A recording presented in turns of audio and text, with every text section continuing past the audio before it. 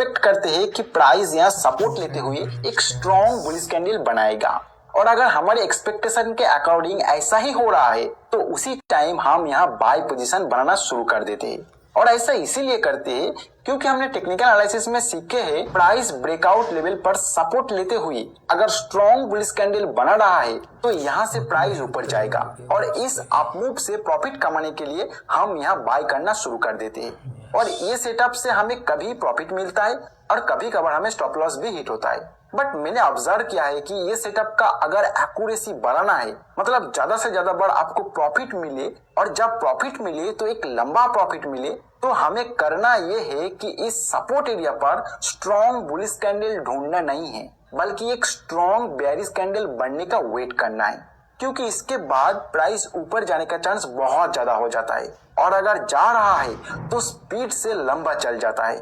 तो ऐसा क्यों होता है, आप इसे आइडेंटिफाई करके कैसे ट्रेड कर सकते हो, ये सभी प्रोसेस एक स्ट्रेटेजी के तौर पर मैं आपको सिखाऊंगा। इस स्ट्रेटेजी को यूज करके आप बहुत ही अच्छा और प्रॉफिटेबल स्विंग ट्रेडिंग कर पाओगे। इसमें मैं आपको रियल चार्ट का भी एग्जांपल दिखाऊंगा जहां पे ऐसा सेटअप बने हुए थे, और इसी सेटअप को आप इंट्राडे में भी कैसे यूज कर सकते हो मैं आपको लास्ट में एक तरीका बता दूंगा। तो अगर आप इस पावरफुल स्ट्रेटेजी को सीखना चाहते हो तो वीडियो का एक भी पॉइंट स्ट्रेटेजी को सीखेंगे, फिर साइकोलॉजी को समझेंगे, फिर एग्जाम्पल देखेंगे। आपको इस स्ट्रेटेजी को स्विंग ट्रेडिंग के लिए यूज करने के लिए दो टाइम फ्रेम चार्ट को यूज करना है। बड़ा टाइम फ्रेम होगा 1 वीक का और छोटा टाइम फ्रेम होगा 1 डे का।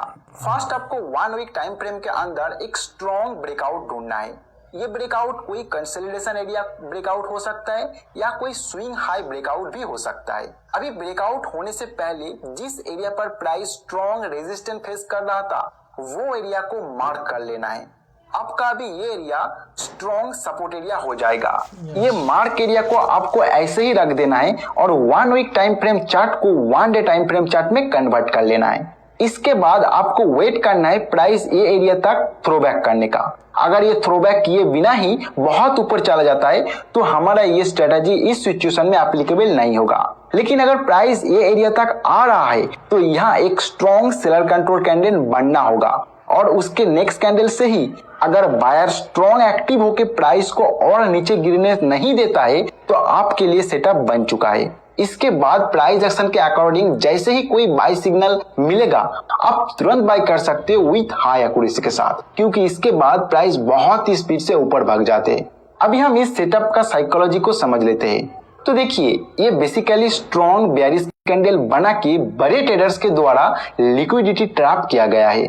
मैं आपको आसान तरीके से इसको समझाता हूँ। देखिए, सभी ट्रेडर्स को दिख रहा है ये एक स्ट्रॉन्ग सपोर्ट एरिया है। सबका एक्सपेक्टेशन है प्राइस इस एरिया में आने के बाद बायर्स एक्टिव होगा, बट जब प्राइस इस एरिया तक आता है अचानक कुछ प्राइस एक्शन करके जब एक स्ट्रॉन्ग सेलर कंट्रोल कैंडल बन जाता है तब सबका एक्सपेक्टेशन के उल्टा ही प्राइस एक्शन हो रहा होता है।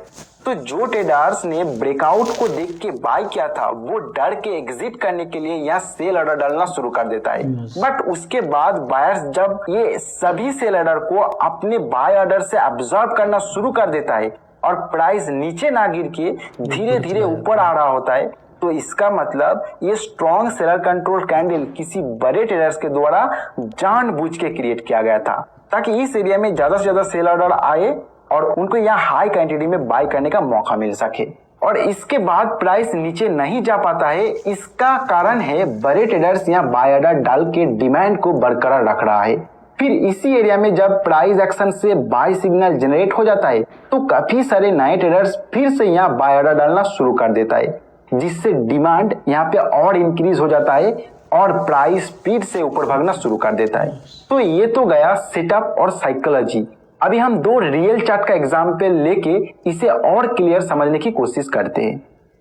ये एसबीआई बैंक का 1 वीक टाइम फ्रेम का कैंडलस्टिक चार्ट। ये लेटेस्ट कैंडल जो आपको दिख रहा है ये 4 दिसंबर 2023 का है। इसी चार्ट के ऊपर आप देखोगे एक स्ट्रॉन्ग रेजिस्टेंस आपको नजर आ रहा होगा। तो मैं इस एरिया में एक बॉक्स लगा देता हूं ताकि इस रेजिस्टेंस एरिया को सही से आपको दिखा पाऊं।